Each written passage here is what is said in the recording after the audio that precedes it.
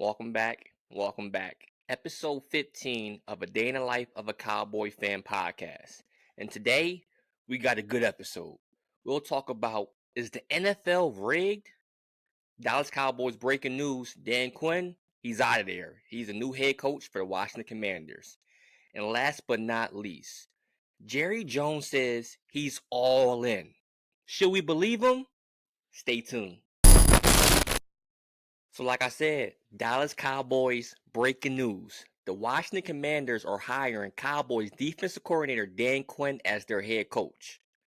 Now, am I sad to see him go? Initially, I thought I would be. And, I was until the playoff game against the Packers.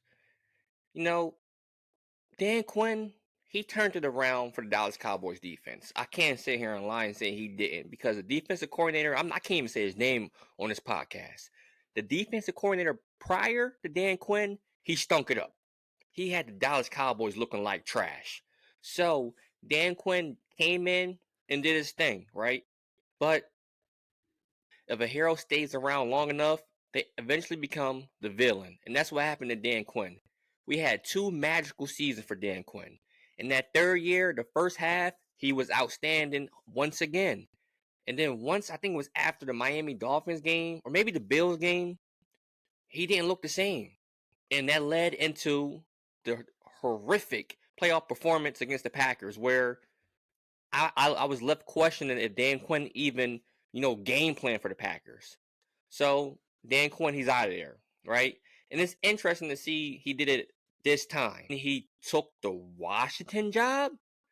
I mean, I don't know. If I was Dan Quinn, personally, I probably would have stuck around for a different opportunity and not Washington. The only explanation I have for Dan Quinn taking a Washington job is he knew this year, if he didn't get it done, he was out of there, right? So he said, you know what? I'm going to leave this ship early and get my money. But, it is what it is. But let's talk about this one thing, right? 2 seasons ago, Dan Quinn was the Cowboys DC. Kellen Moore, he was the Cowboys OC. Now, entering next season, Quinn will be the head coach of the Commanders. Moore, he's the OC for the Eagles. They're traitors. Like, yo, really? You gonna stay in division? Now, y'all cheating, right? Dan Quinn, he already know what the offense likes. He already know what the defensive tendencies are for each individual player. You're gonna really go in the same division. Kellen Moore, he already knows what Mike McCarthy likes to do. But it doesn't matter, because guess what? This past season, when Kellen Moore was with the Chargers, what happened? We won. Next year, when we play the Commanders, they can't see us. Y'all see what happened in the last game of the season when we played the Commanders. We killed them, right? Now, I will say this. Dan Quinn, you got some weapons over there. You got Scary Terry. You got Jahad Dotson. You got Antonio Gibson. You know what I'm saying? You got some weapons over there. Defensively, your defensive line, for the most part, is pretty good. Y'all lost 2 key players, but you got some pieces over there. And my scare ain't no way. If Dan Quinn comes prepared like he did against that Packers game, we're going 2-0 against the Washington Commanders next season, just like we did this past season. So, I mean, congratulations for Dan Quinn, but let's call it a spade a spade. His defense was a liability over the second half of 2023. And like I already mentioned, he's probably 86.5% of the reason why we lost to the Packers. 86.5. The other 13.5% was Dak. But, it is what it is. Water on the bridge. And, congratulations to Dan Quinn. When we see y'all next year, it's on site. And we're going to 40-40 owe y'all. Quick conversations on, replacements for Dan Quinn. The first guy I want to get is Mike Vrabel, the Tennessee Titans head coach. Maybe we can package up, get a little package deal with Mike Vrabel, and he convinces Derrick Henry to come around with him. And, we get 2 for 1. 2 players, 1 deal. That's what I'm talking about. You got some other names going around there, such as Joe Witt Jr. And I guess I wouldn't be mad at that either. Joe Witt Jr. said back in the day that there's only 2 jobs he'll take: being the head coach at University of South Florida or the DC for the Dallas Cowboys. Now, I don't know if Joe Witt Jr. is going to follow Dan Quinn to Washington. Nobody knows yet, but those are 2 names that, I'll be happy with. Now, moving on to the next segment.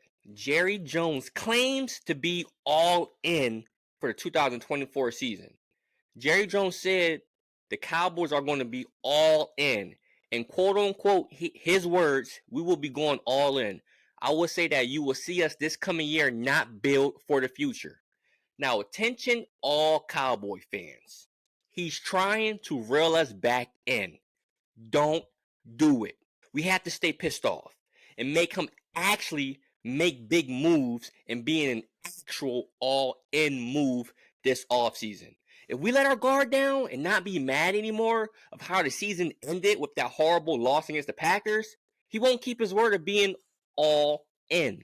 But while we're on the topic of Jerry Jones saying, hey, he's all in this season, Cowboy fans, what would it take Jerry to reel you back in? Because me personally, I'm not feeling him. You know, I'm still hurt off the Packers' loss. I'm still hurt off the past 28 seasons. In order to reel me back in, have me drinking that Super Bowl juice, he need to bring in Derrick Henry. He need to bring in Patrick Queen. He need to bring in another wide receiver. You know what I'm saying? I'm Stephon Diggs will be nice. You know what I'm saying? We need a couple linebackers besides Quinn. A nice one of those little deep defensive tackles. We'll take one of those. You know what I'm saying? And to reel me back in, forget it. I need Pat Mahomes. You know what I'm saying? So, Dallas Cowboy fans, should we believe in this guy? You know, because you got to think about it. Jerry, he knows his time is limited going forward. Homeboy about 81, 82. Time is ticking. The only way Cowboy fans should buy in and believe his word is if they're aggressive in free agency, you know, and they'll have to give Dak Prescott an extension. If those two things happen, because once you give Dak an extension, you have more money to get better pieces out there in free agencies. You know what I'm saying? If those things happen, I buy in. But I want to say this right now, loud and clear. We do not have a current Super Bowl team. So go do whatever it takes, Jerry. Do whatever it takes to get us to that place. If not, them jersey sales, they ain't gonna be the same because we're tied. 28 years. 28 years. Jerry, you gotta go ahead and do your thing, man. And honestly, when it comes to being all in, I saw this one tweet on Twitter, right?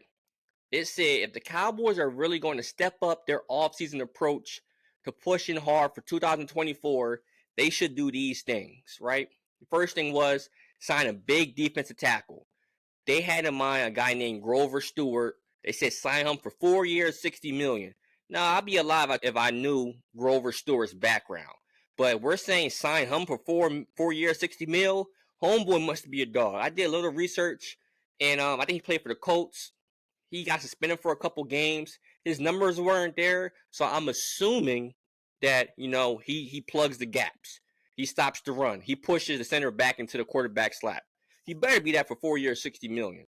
The next thing they said, they need to sign linebacker Aziz Al-Shahir. They said sign him for 2 years, $12 million. I'm a little bit more familiar with Shahir. You know what I'm saying? That will be a good pickup, linebacker, because we know we need linebackers. If Micah Parsons does not play linebacker position this upcoming season, we better sign somebody. The third thing, sign Derrick Henry to a 1-year, $7 million contract. If we can get Derrick Henry for $7 million and Jerry doesn't do that, yo, we got to find his address. We got to go out there, you know what I'm saying, and put hands on him. You know what I'm saying? We can get Derrick Henry for 1 year, $7 million. We better do it. And last but not least, go ahead and re-sign Tyron Smith for a 1 year, $6 million contract. Those are the 4 free agent signings this tweet said that we should do if the Cowboys are really trying to push hard. Sign a D tackle, a linebacker, get big Derrick Henry, and re-sign your left tackle until we draft somebody young that eventually replace him, Tyron Smith. Then it said about the NFL draft. They say in the first round, we should draft an offensive center. And I'm like, I don't know how I feel about drafting a center. But if you go back in the day, the last time we drafted a center in the first round, it was Travis Frederick, and he was an all-pro dog. He retired early. I'm still hurting that he did. But the last time we drafted a center in the first round, it worked out for us. Now, I don't know if you guys have been watching the Reese Senior Bowl. There's one offensive center out there that has been looking good. I'm talking Travis Frederick good. I'm talking Jason Kelce good. I know he's an Eagle. Eagle fans, y'all don't really get too many compliments on this. Is a day in the life of a Cowboy fan podcast. Y'all don't get too many compliments, but Jason Kelce, he got my respect. He's a dog, right? This one center in the Reese Senior Bowl, his last name is Powers Johnson. Listen. I really don't get hype over offensive lineman highlights.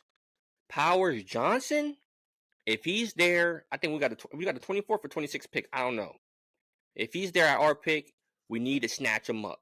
Because if we can snatch him up with Zach Martin at right guard, Tyler Smith at left guard, the inner core of our offensive line, and then, Tyron Smith, eventually maybe rounds 4, 5, or 6, get a replacement, or sign a left tackle to eventually replace Tyron Smith because he's getting old. Let's be honest. He's getting old.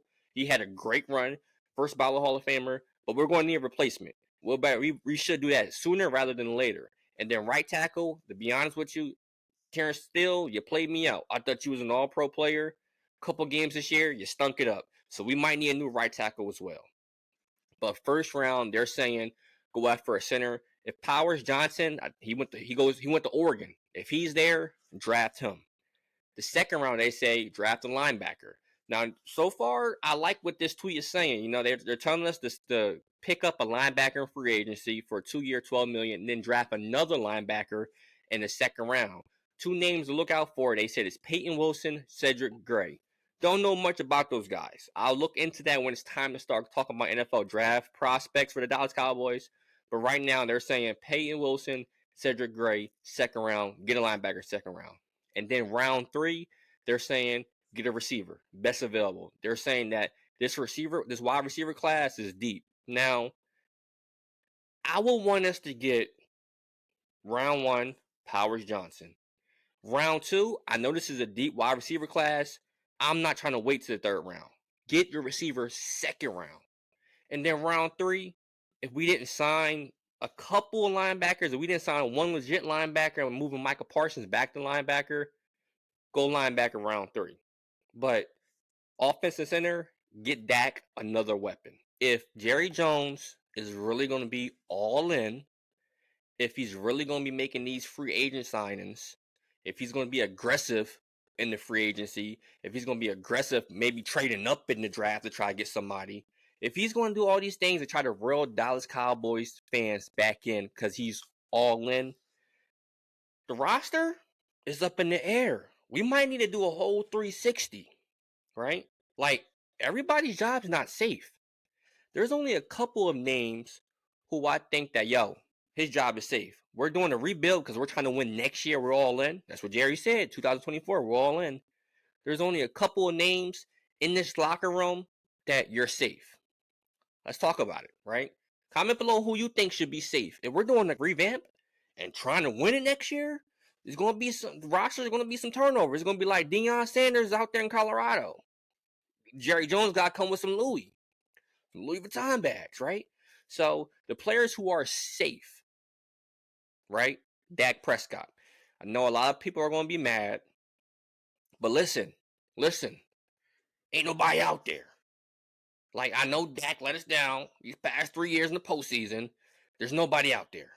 Who are you going to replace with Dak, right? You don't have a high enough draft pick to get Caleb Williams. You know what I'm saying? You're not going to get somebody like a Pat Mahomes or CJ. You're not getting no top elite quarterback. If you let Dak walk, we're starting to ground zero, right? Dak, you think about it. He was second in MVP race. Let's relax. I know I'm over that now. All right, Dak is our quarterback. I'd rather have Dak than Desmond Ridder. You know what I'm saying? I'd rather have Dak than a lot of quarterbacks.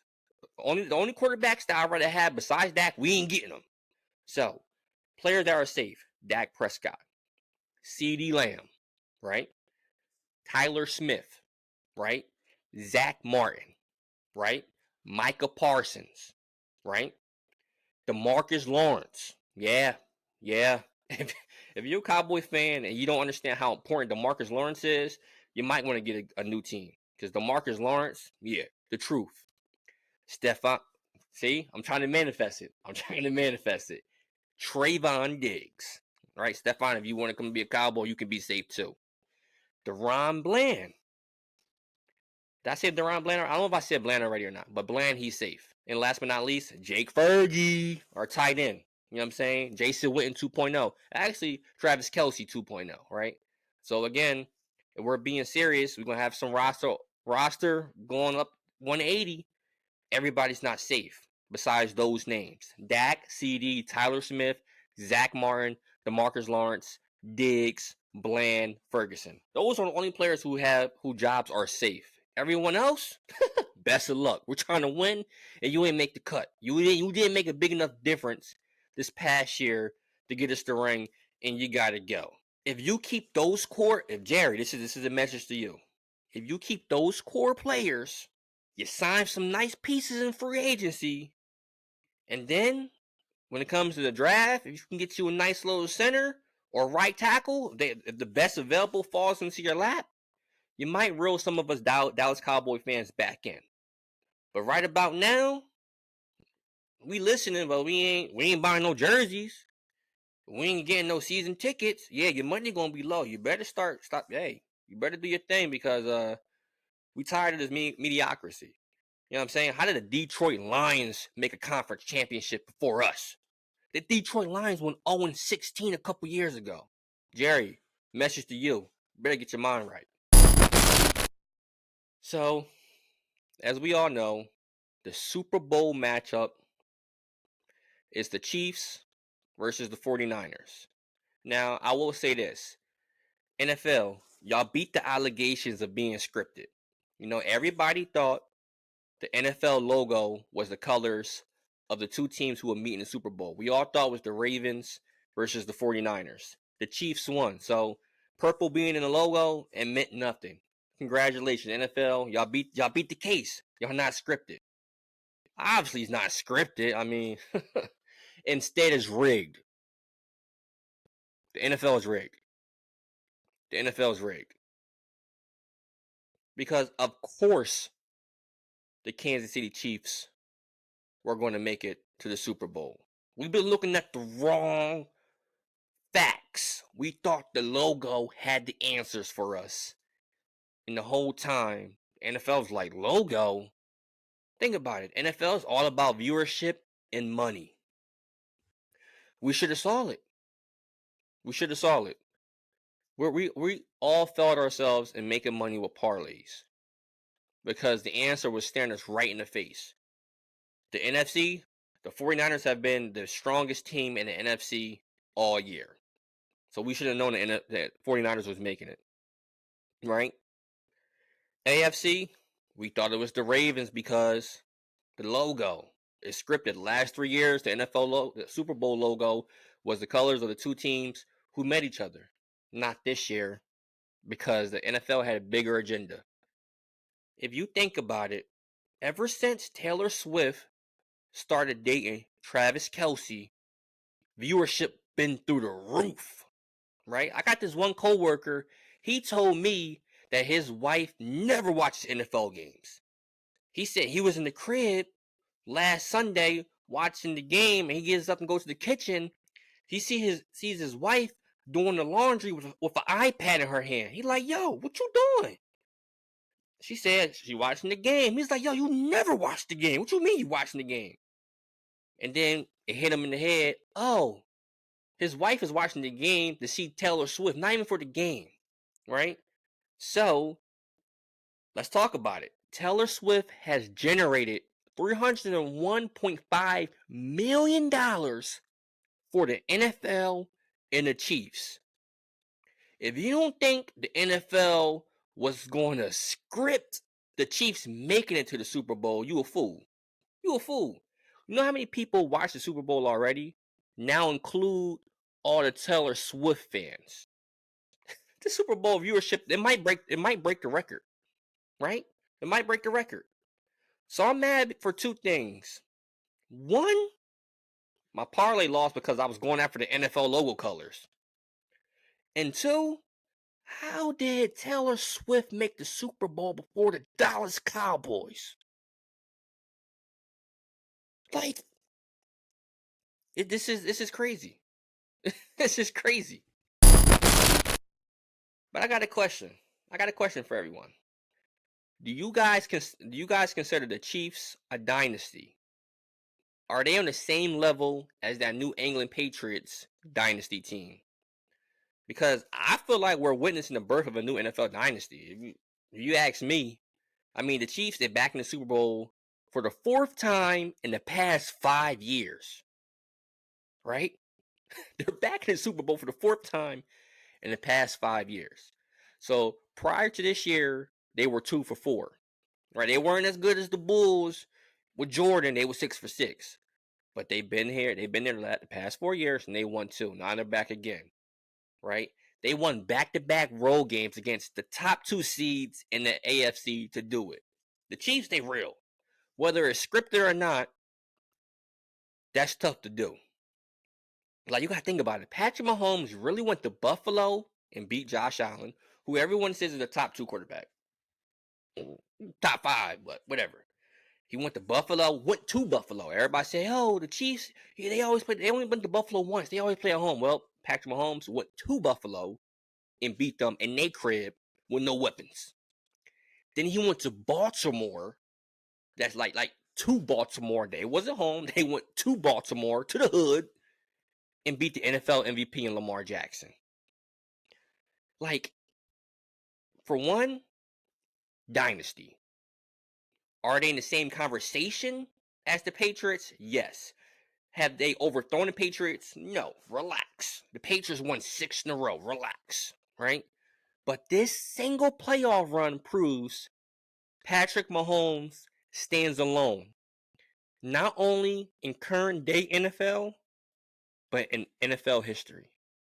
I think Patrick Mahomes is the best quarterback ever. Now you may say, hold up. Brady has 7 rings. I get that. I respect Brady. But Patrick Mahomes, he's still young. I think he'll get at minimum 6 rings. Especially if Travis Kelce keeps dating Taylor Swift. Oh yeah, they're going to force the Chiefs in the Super Bowl. He just got to win now. Patrick Mahomes is a different beast. Right now, Brady is 1A. Brady is 1. And Mahomes is 2. But when it's all said and done, I think Mahomes is going to be the best quarterback we've ever seen in the NFL. Comment below your thoughts. But if Mahomes was to retire today, he'd be first ballot. And he's been in the NFL 8 seasons? 7 seasons? Yeah. He's like that.